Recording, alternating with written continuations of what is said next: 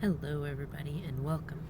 This is going to be a divine partnership coaching video.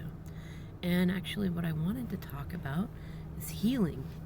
And what I realized actually, I was listening to something and I realized that we often associate, when we think about healing, we often get kind of wrapped up in this idea that it's all shadow work, right? That it's facing your triggers and looking at your fears and owning your bullshit and things like that. And it is that stuff. That stuff is there. However, I don't want you to forget that healing work is also having fun. It's not just learning, it's not just dropping weight and getting up early enough to make sure you got the kids on time to school and that you're paying the bills. It's playing a game of Parcheesi with your friends, or Cards Against Humanity if that's your thing. It's going for a pleasant walk and watching woodpeckers like fight with each other on a tree.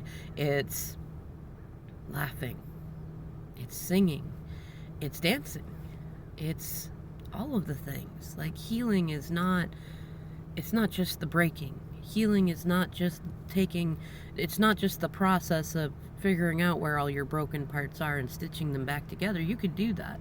It's kind of like the Velveteen Rabbit, which is something that's very near and dear to me and my DM and my family even. And like, if you had that rabbit and let's say you sewed it together, right?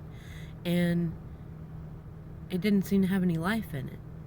Well, there's a reason for that. Yeah, you put the love into the stitches, you put the pieces together, you put the stuffing in it, but that's like the shadow work part, okay? You got the shell, you got the pieces, it looks like something, it's a rabbit, but there's no life in it yet, right?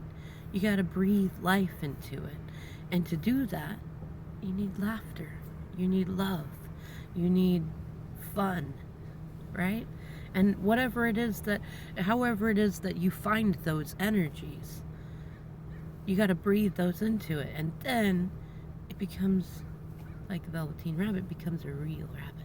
And usually, just like the Velveteen Rabbit, it's after you've loved the stuffing out of it and it's got one eye and the paws are weird and you can see where the stitches are coming out. It can take a while of doing that to get it out, but then it becomes real.